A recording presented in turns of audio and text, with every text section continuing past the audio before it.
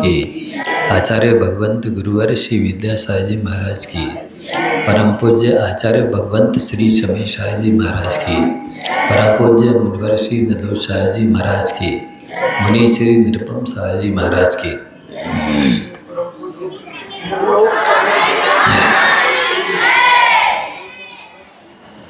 कल्पलतये विद्या। शास्त्रों में लिखा है कि जो विद्या है वह कल्प वृक्ष के समान है। विद्या को किस चीज़ की उपमा दी गई? कल्प वृक्ष की उपमा दी गई है। और वो कल्प वृक्ष के समान जो विद्या है वह क्या क्या नहीं देती है,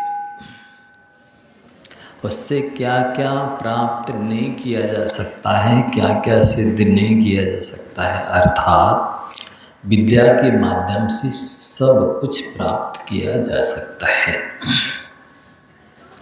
लेकिन वो विद्या किसे प्राप्त होती है आप लोग को मालूम है? विद्यार्थी को। कैसे? जो विद्या का अर्थी होता है उसको विद्या की प्राप्ति होती है।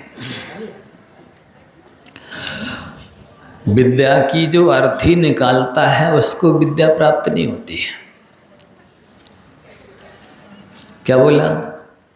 विद्या की जो अर्थी निकालता है उसे विद्या प्राप्त नहीं होती है। जो विद्या का अर्थी होता है उसे विद्या की प्राप्ति होती है।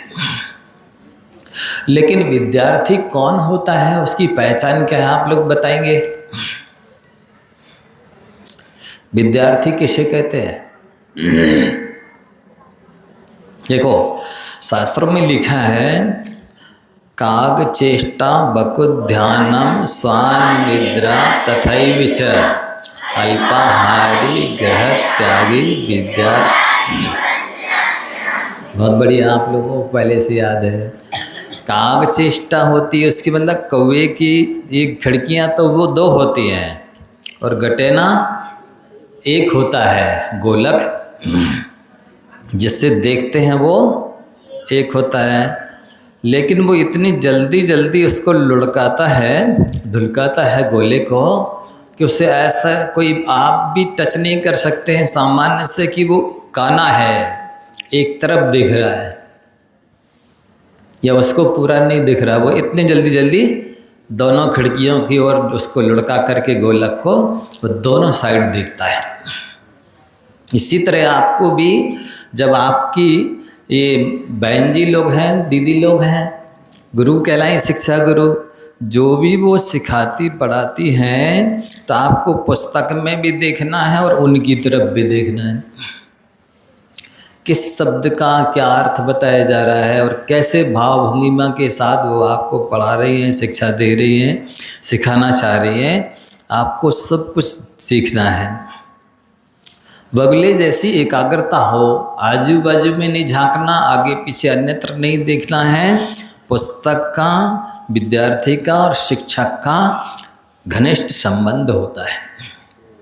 उन तीनों से तालमेल रख करके आपको शिक्षा ग्रहण करनी है। बगुले जैसी एकाग्रता करके बगले को देखा है, ठंडी हो तब भी वो एक पैर से पानी में खड़ा हो करके और अपने लक्ष्य की ओर एकटक देखता रहता है। जैसे ही उसको अपना लक्ष्य दिखाई देता है और पकड़ करके उड़ जाता है। तो कागचेष्टा बकुध्यानम स्वान निद्रा, नींद कैसी लेनी है? जैसे कोई घोड़ा बेचकर सोता है ऐसे निश्चिंत रूप से, या जैसे कुत्ता सोता है सोते हुए भी जागता रहता है। जरा सी आहट मिलती है, आवाज़ मिलती है और चौकन्ना हो जाता है, सतर्क हो जाता है, सावधान हो जाता है। और अल्पाहारी कैसा होना चाहिए? अल्पाहारी यानी इतना ना खा ले यहाँ तक ठूस ढूस करके गले तक कि बाद में पानी तो छोड़ो दवाई तक खाने के लिए जगह ना बचे। समझ रहे हैं? तो आपको दो हिस्सा ठंडी में वो 2 हिस्सा भोजन किया जाता है, 1 हिस्सा पानी लिया जाता है और 1 हिस्सा श्वास के आने जाने के लिए खाली रखा जाता है। समझ रहे हैं? तो उस तरह से ध्यान रख कर के, और गर्मी में 2 हिस्सा पानी, 1 हिस्सा भोजन और 1 हिस्सा खाली रखा जाता है। तो इस तरह जीने के लिए खाना है कि खाने के लिए जीना है? जो जीने के लिए खाता है ना, तो वो बार बार नहीं खाता। जितने से जीवन चलता रहे उतने ही खाता है। 1-2 बार, ज़्यादा से ज़्यादा विद्यार्थी अवस्था में 3 बार बहुत हो गया। साथ ही जो जीने के लिए खाता है वो अशुद्ध नहीं खाता, अवक्ष नहीं खाता है, मर्यादा से जो रहित है, फास्ट फूड है, रात्रि का भोजन है और अशुद्ध है, अवक्ष है, स्वास्थ्य के लिए प्रतिकूल है, ऐसा भोजन जो जीने के लिए खाता वो नहीं खाता है। सभी सुन रहे हैं ना? आगे से पीछे तक प्रश्न करेंगे तो उत्तर दे देंगे। बहुत अच्छा। अल्पाहारी और गृह त्यागी होना चाहिए। कैसा होना चाहिए? तो आप लोग गृह त्याग करके तो आ गए हैं, लेकिन ऐसा तो नहीं हरदम इच्छा रखते हो कि बात हो जाए मम्मी पापा से फोन से, नहीं रखते ना? अनावश्यक नहीं बोलना, जितना आवश्यक है, ज़रूरत है उतना ही बोलना है। तो अल्पाहारी गृह त्यागी, वो गृह त्यागी माना जाएगा। मतलब आपका लक्ष्य वर्तमान में केवल जितनी भी तरह की दीदी लोग आपकी शिक्षा गुरु जो भी शिक्षा देती हैं, जो भी सिखाना चाहती हैं, पढ़ाना चाहती हैं, वो सब आपको सीखने के लिए तैयार रहना है। ऐसा नहीं कहना कि जी हमको पसंद नहीं है या ये हम नहीं सीख पाएंगे। ये जिम्मेवारी आपकी नहीं है, ये जिम्मेवारी आपकी शिक्षा गुरुओं की, इन दीदी लोगों की है कि वो आपको क्या सिखा सकती हैं, आप क्या सीख सकते हैं, वो सोच विचार करके ही सिखाएंगे। समझ रहे ना? तो और इस छत्रचूड़ामणि नाम का एक ग्रंथ है, उसमें आचार्य वादीप सिंह सूरी ने शिष्य का लक्षण लिखा है। शिष्य या विद्यार्थी बोलें, शिष्य बोलें, श्रोता बोलें, भक्त बोलें, जो भी गुण ग्रहण करना चाहता है उसको कैसा होना चाहिए? सबसे पहला सब लक्षण लिखा है कि वो क्या हैगा था? गुरु भक्तो, गुरु का भक्त होना चाहिए। समझ रहे हैं ना? हम साधुओं के लिए भी लक्षण लिखा गया है प्रवचन सार में कि मोक्ष मार्ग में चलने वाले के 4 उपकरण हैं। ओवैरणम जिणमग्गे लिंगम जहजाद रूमिधि भृदम गुरुवैणम पिए बिड़ियो सुत्त झरणम च निर्दिष्टम। कौन साधु या साधक मोक्ष मार्ग में चल रहा है तो उसकी पहचान है कि सबसे पहले लिंग यथाजात मुद्रा हो, जैसे बालक जन्म लेता है, जैसे भगवान है वीतराग दिगंबर, वैसे मुद्रा होना, ये मोक्ष मार्ग का पहला उपकरण है। या भी पूछेंगे हम 4 उपकरण पीछे वालों से भी। ओवियरणम जिनमग्गिल लिंगम जहजात रूपम, एक तो यथाजात मुद्रा, ये मोक्ष मार्ग का पहला उपकरण है। उपकरण माने जो आत्मा का उपकार करता है या जो मोक्ष मार्ग के लिए साधन है, आवश्यक है, जरूरी है ना वो।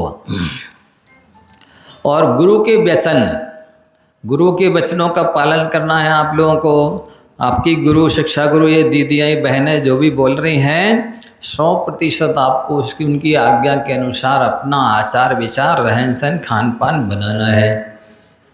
समझ रहे हैं? वो आपकी हितैषी हैं, शुभचिंतक हैं, गुरु हैं, गार्जियन हैं, कल्याणकारी हैं, भविष्य को उज्जवल बनाने वाली है। आपके पास उतना ज्ञान नहीं है, बुद्धि नहीं है, और उनके पास ज्ञान है, और वो गुरुओं से भी मार्गदर्शन लेती रहती है। समझ रहे हैं? उनसे शिक्षा ले लेती रहती है, संस्कार लेती रहती है, अध्ययन करती रहती है, प्रैक्टिकल करती रहती है, तो उन्हें अनुभव है, ज्ञान है, वो उसके अनुसार आपको श्रेष्ठतम बनाना चाहते हैं। इसलिए उनकी आज्ञा का उल्लंघन अपन को नहीं करना। क्यों नहीं करना? अपन को अपना भविष्य उज्जवल बनाना है, श्रेष्ठ बनाना है, सार्थक करना मनुष्य पर्याय को। ये आपको कितनी शिक्षाएं देंगी सुनो। ये आपको नैतिक भी बनाएंगी, व्यवहारिक भी बनाएंगी, धार्मिक भी बनाएंगी, आध्यात्मिक भी बनाएंगी, जीवन जीने की कला सिखाएंगी। साथ ही जो चीज़ भारत की या संसार के किसी दर्शन ने नहीं सिखाई है, ढंग से मरने की कला सिखाएंगी, सफलता के अद्भुत रहस्य बताएंगी, उन्नति के उपाय बताएंगी, घर को कैसे स्वर्ग बनाना है ये भी सिखाएंगे, और वह त्रैकुल वर्धनी गुरु के नाम को भी कैसे रोशन किया जाता है, पिता के परिवार को, वंश को, उनके नाम को कैसे रोशन करना है। और यदि आप संसार मार्ग में इस तरह से गृहस्थी बसा करके आगे बाद में बढ़ना चाहते हैं तो कैसे अपने पति के परिवार को धर्म से जोड़ना है, ये सब बताएंगे। समझ रहे हैं? इसलिए ये सारी कलाएं, शिक्षाएं आपको लेनी है। हम सब साधु संतों का जो भी आचार्य विद्यासागर जी महाराज के मार्गदर्शन में चल रहे हैं, आशीर्वाद से चल रहे हैं, उनके प्रकल्पों को, अभिप्रायों की पूर्ति में लगे हैं, उन सब को हमारे पूरे जीवन भर के तप त्याग स्वाध्याय साधना का यदि हमारे आशीर्वाद से उनका कल्याण होता तो पूरी तरह दोनों हाथों से, बहनों के लिए भी और जो भी बच्चियां यहाँ पढ़ रही उनके लिए भी, और जो अभिभावक भविष्य में बच्चियों को भेजेंगे और जो बहनें यहाँ आएंगी, गुरु महाराज के अभिप्राय को पूरा करने के लिए सदैव आशीर्वाद रहेगा। इसलिए आप लोगों को स्वप्न में भी उनकी आज्ञा का उल्लंघन नहीं करना है। पृथ्वी स्थली छोड़ने के बाद भी आपकी परीक्षाएं होंगी बाहर जाकर के, क्योंकि वहाँ पर माहौल लगभग 100% क्या 99% तो खराब है ही माहौल। तो उस माहौल में जाकर के उसके अनुरूप आपको नहीं ढलना है, बल्कि वहाँ के लोगों को अपने आचार विचार से अपने रूप ढलना है। समझ रहे हैं? तो सबसे पहले विद्यार्थी का लक्षण है गुरु भक्तो, वो गुरु का भक्त हो। गुरु का भक्त की पहचान क्या है? गुरु का भक्त वो कहलाता है जो एकलव्य की तरह होता है। एकलव्य को गुरु ने ठुकरा दिया, अपना शिष्य नहीं माना, नहीं बनाया। लेकिन एकलव्य ने कहा कि गुरु शिष्य को शिष्य नहीं मानेंगे वाकई में हृदय से, तब उनका कल्याण होगा। लेकिन शिष्य गुरु को गुरु नहीं मानेगा हृदय से तो उसका कल्याण नहीं होगा। समझ रहे हैं? इसलिए शिष्य को गुरु बनाना आवश्यक है, लेकिन गुरु को शिष्य बनाना आवश्यक नहीं है। वो ऊपर से बना सकते हैं, लेकिन अंदर में तो कहेंगे कि नहीं, मेरी आत्मा अकेली है। समझ रहे हैं? तो एकलव्य ने, गुरु ने भगा दिया तो एकांत में जंगल में जाकर के गुरु की प्रतिमा बनाई। क्या बनाया? चाहे वो पत्थर की हो, मिट्टी की हो, लकड़ी की हो, कोई भी हो, स्टेच्यू हो, गुरु की स्थापना की और बराबर पूजा भक्ति नमस्कार करके अगरबत्ती इत्यादि जो भी लगा सकता था लगा करके धोख दे करके, और फिर वो शिक्षा माने धनुष बाण की शिक्षा लेता था, ग्रहण करता था, सीखता था। तो द्रोणाचार्य ने जिसको अपना हृदय से शिष्य माना, बनाया और जिसे सबसे श्रेष्ठ बनाना चाहते थे, ऐसे अर्जुन से भी श्रेष्ठ वो एकलव्य बना। समझ रहे हैं? ऐसी भक्ति हो। और दूसरी बात, जब एक बार उस एकलव्य ने, वो कैसा था, शब्द भेदी बाण चलाना जानता था, तो उसने एक बार कुत्ते की जहाँ से आवाज़ आई और बाण चला करके उसके मुंह में भर दिया। जैसे तूणेर में बाण भरे रहते ना, ऐसे कुत्ते के मुंह में भर दिए और कुत्ते को एक भी बाण लगा नहीं, घायल नहीं हुआ, पर मुंह पूरा भर गया बाणों से। ऐसी अद्भुत उसके पास कला थी, शिक्षा थी। जब ये देखा द्रोणाचार्य ने तो अरे ये कौन धनुर्धर है जिसने इस तरह की शिक्षा किससे ली है, और कि कुत्ते को एक भी घाव नहीं हुआ और मुंह भर गया बाणों से। पता लगवाया अर्जुन इत्यादि के माध्यम से, पता चला वो जंगल में एक भील है, उसको ये विद्या आती है। वो दोनों गए वहाँ उसके पास। तुमने किससे शिक्षा ली है? मेरे गुरु द्रोणाचार्य। अच्छा, हाँ गुरु मानते हो? बिल्कुल 100% उनको गुरु मानता हूँ। वो मुझे मिल जाएंगे और जो कुछ मांगे मैं उनको सब कुछ दे दूंगा, कृतज्ञता के नाते, प्रत्युपकार के नाते। तो उन्होंने कहा मैं ही हूँ गुरु द्रोणाचार्य, तुमने मुझे अपना गुरु बनाया है और मुझे गुरु मान करके शिक्षा ली है, तो मुझे अब गुरु दक्षिणा दो। उसने कहा जो आज्ञा। तो उन्होंने कहा दाहिने हाथ का अंगूठा दे दो।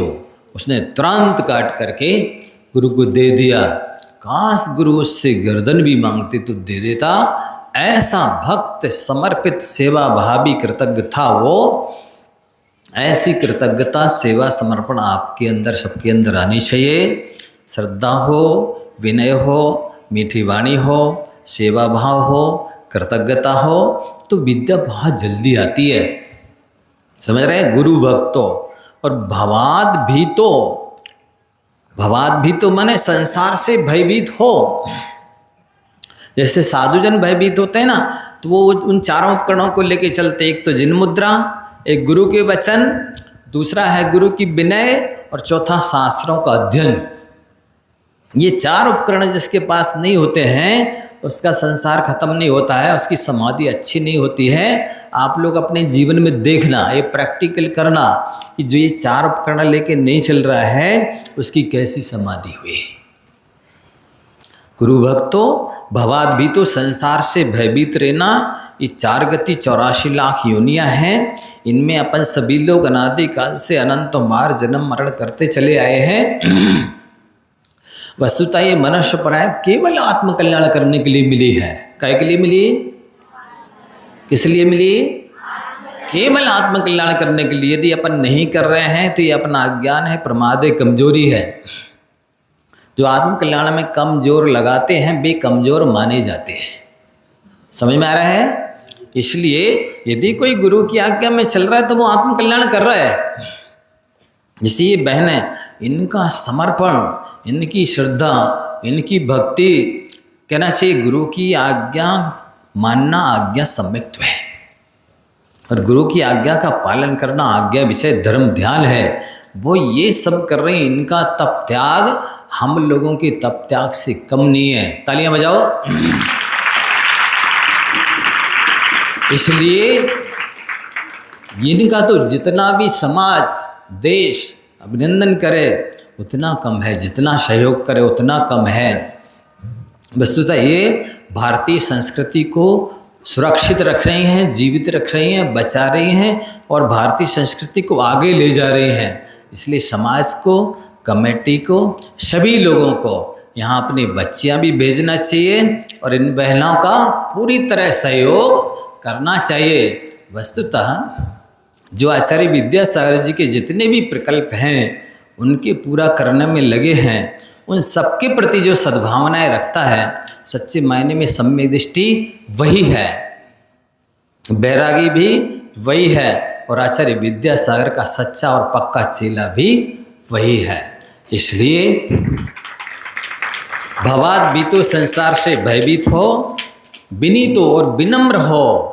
विद्या की सबसे बड़ी शर्त है जो जितना विनम्र होगा उतनी जल्दी विद्या आएगी।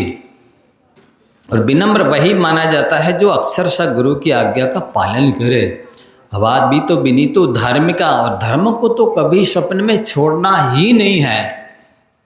जितने भी पुरुषार्थ, धर्म, अर्थ, काम, मोक्ष हैं संसार के, वे सारे यदि धर्म को लक्ष्य कर किए जाते हैं तो पुरुषार्थ माने जाते हैं। और जहाँ धर्म को गौण कर दिया जाता है वो पुरुषार्थ नहीं, पाप की कोटि में आता है।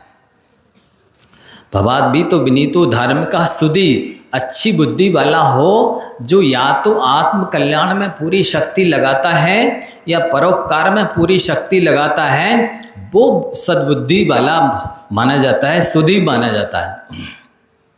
और जो ना आत्महित कर रहा है और ना परोपकार कर रहा है वो दुर्विद्धि माना जाता है। समझ रहे हैं आप लोग? सुधी कैसे कहते हैं कि सच्चा साधु भी वही है केवल जो आत्म कल्याण के लिए साधु बना है वो सच्चा साधु नहीं है। केवल जो परोपकार में लगा है वो सच्चा साधु नहीं है। जो आत्म कल्याण के साथ साथ परोपकार करता है वो सच्चा और पक्का साधु माना जाता है। और साथ ही शांत स्वांता, जो भी गुणों को ग्रहण करना चाहता है उसे शांत मन वाला होना चाहिए। उग्र व्यग्र नेचर ना हो, अग्नि की तरह, मिर्ची की तरह, सांप की तरह, जहर की तरह, सूरज की तरह नेचर ना हो। आत्मार्थी को, आत्म कल्याण करने वाले को चंद्रमा की तरह शांत नेचर वाला होना चाहिए। बिल्कुल मीठा हो नेचर, शांत प्रकृति हो तो वो बहुत जल्दी आगे बढ़ जाता है, आत्म कल्याण कर लेता है।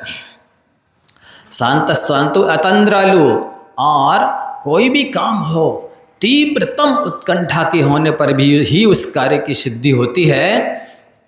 जो आधे अधूरे मन से कोई भी काम करता है, मतलब आलस करते हुए, माने नींद लेते, झोंका लेते हुए, उदासीनता पूर्वक, उसको कार्य की सिद्धि नहीं होती।